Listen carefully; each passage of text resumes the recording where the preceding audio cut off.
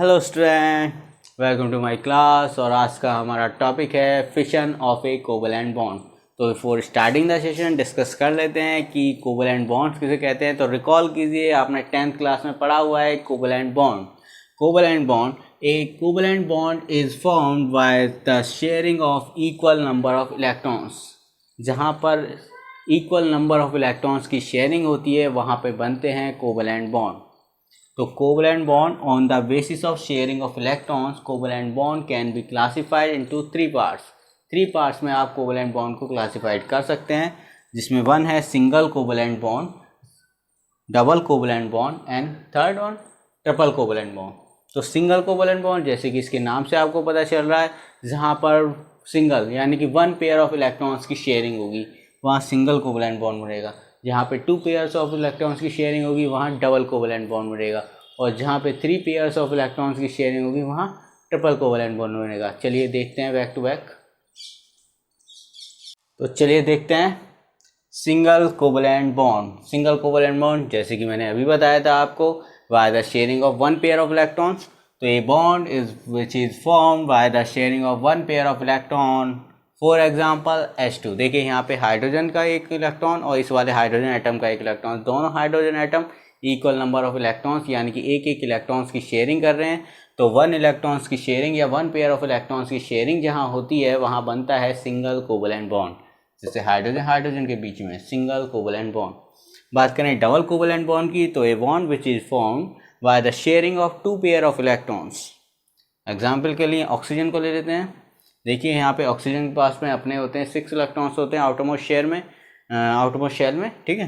देखिए यहाँ तो उसको चाहिए 2 इलेक्ट्रॉन्स अपना ऑक्टेट कंप्लीट करने के लिए। तो ये क्या करेगा, अपने ये दोनों ऑक्सीजन एक दूसरे के साथ में 2-2 इलेक्ट्रॉन्स की शेयरिंग कर लेते हैं, यानी कि 2 इलेक्ट्रॉन्स ये इस वाले ऑक्सीजन एटम से लेते हैं, ये वाला ऑक्सीजन एटम इस वाले ऑक्सीजन से लेता है 2 इलेक्ट्रॉन्स। तो यहाँ पे 2 पेयर ऑफ इलेक्ट्रॉन्स की शेयरिंग हो गई और 2 पेयर ऑफ इलेक्ट्रॉन्स की जहाँ शेयरिंग होती है वहाँ बनते हैं डबल कोवैलेंट बॉन्ड। बात करते हैं ट्रिपल कोवैलेंट बॉन्ड की। तो a bond which is formed by the sharing of 3 pair of electrons. 3 pair of electrons की शेयरिंग से बनने वाले बॉन्ड्स को हम बोलते हैं ट्रिपल कोवैलेंट बॉन्ड।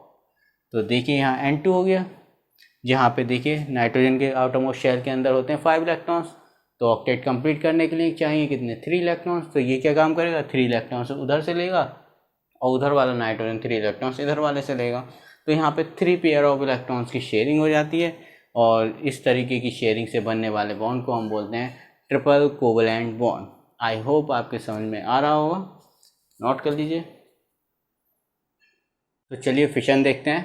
तो फिशन में मैंने बताया कि कोवैलेंट बॉन्ड जो कोवैलेंट बॉन्ड ब्रेक्स होते हैं वो 2 मैनर्स में ब्रेक होंगे, या तो होमोलिटिक क्लीवेज होगा या हेटेरोलिटिक क्लीवेज होगा।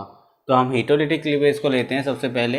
इन heterolytic cleavage bonds break in such a manner that share pair of electron remains one of the atom. इसमें क्या होगा कि जो शेयर पेयर ऑफ इलेक्ट्रॉन्स है किसी एक एटम या स्पीसीज के पास ही रहेगा। जैसे हम देखते हैं क्लीवेज ऑफ मिथाइल ब्रोमाइड।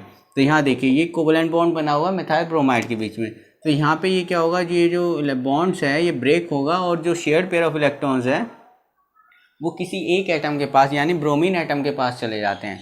तो इससे बनता है मिथाइल कैटायन और मिथाइल कार्बोनियम आयन भी कह देते हैं इसको, और दूसरा बनता है एनायन, ब्रोमीन एनायन, ठीक है। तो a species in which carbon atom possess positive charge is called carbonium ion और कार्बोकैटायन, ठीक है। ये नोट करने की बात है कि a species in which carbon atom possess positive charge is called carbonium ion या कार्बोकैटायन, ठीक है। नोट कर लीजिए इसको।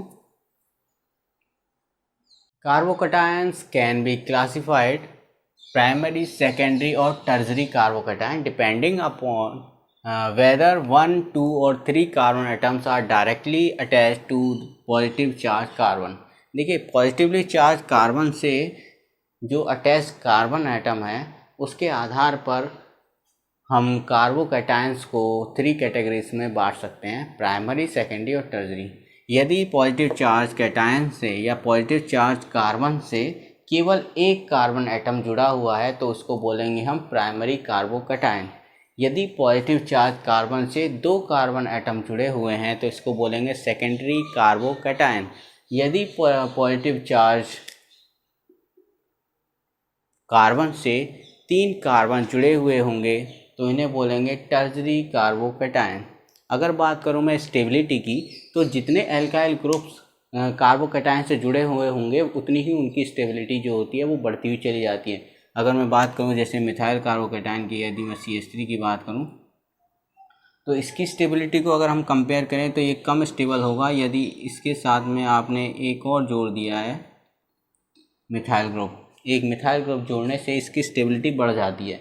बढ़ने का भी रीज़न जो है वो इंडक्टिव इफेक्ट और हाइपर कॉन्जुगेशन है, जिसको हम आगे डिस्कस करेंगे।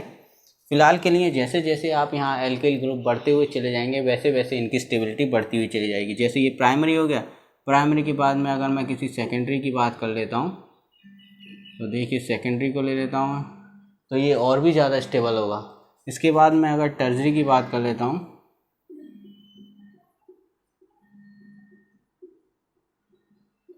तो ये और भी ज़्यादा स्टेबल होंगे। ठीक है, नोट कर लीजिए इनको। Here is an another interesting fact जो आप देखने वाले हैं कि heterolytic cleavage can also give a species in which carbon atom possess negative charge। देखिए अभी तक आपने पॉजिटिव चार्ज कार्बन एटम देखा था जिसको हम बोलते थे कार्बोकैटायन या कार्बोनियम आयन। ठीक है, यहाँ पर ऐसा भी होता है कि कार्बन एटम के ऊपर नेगेटिव चार्ज भी आता है, यानी कि शेयर्ड पेयर ऑफ इलेक्ट्रॉन्स को कार्बन एटम लेकर अलग हो जाता है।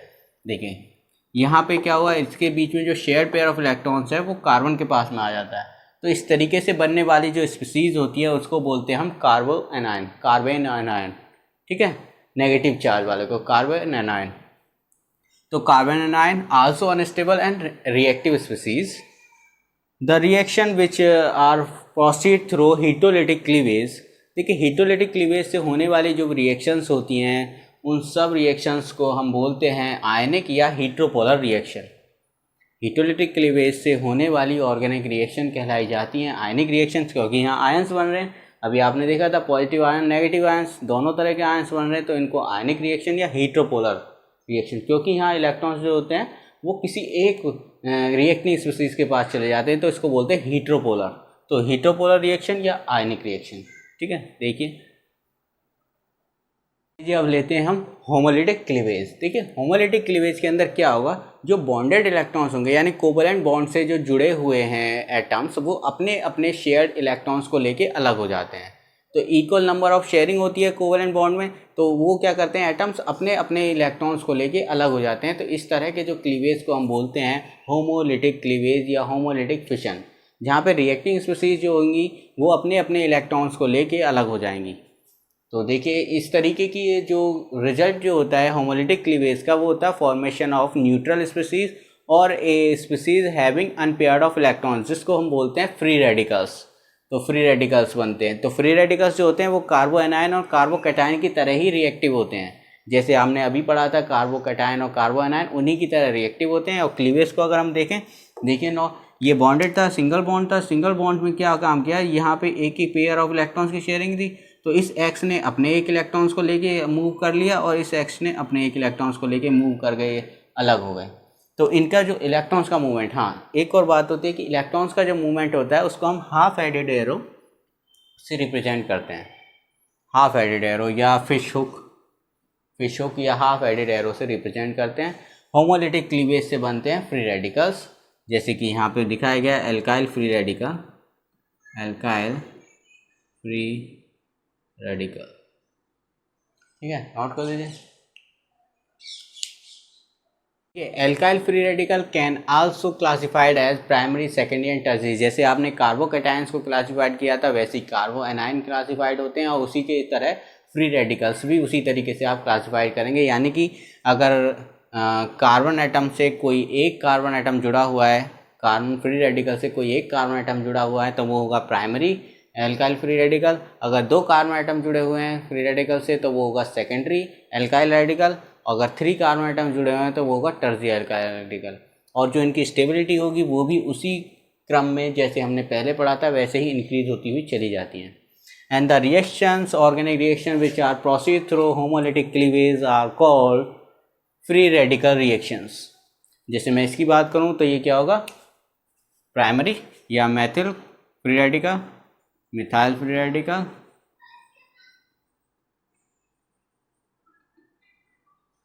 ठीक है। इसकी बात करें तो ये क्या होगा, इथाइल फ्री रेडिकल होगा। इसकी बात करें तो ये क्या होगा, सेकेंडरी या isopropyl, isopropyl free radical. And ये क्या होगा, tertiary butyl free radical. I hope आपके समझ में आया होगा, लेकिन इसके बाद भी अगर आपका कोई डाउट रह जाता है तो आप मुझको कमेंट कीजिएगा, मैं आपके प्रॉब्लम्स का सॉल्यूशन जल्द से जल्द आपको भेजूंगा। तो चलिए मिलते हैं फिर नेक्स्ट टॉपिक में, नेक्स्ट वीडियो के साथ। तब तक के लिए ta-ta bye bye, keep watching the video, thank you.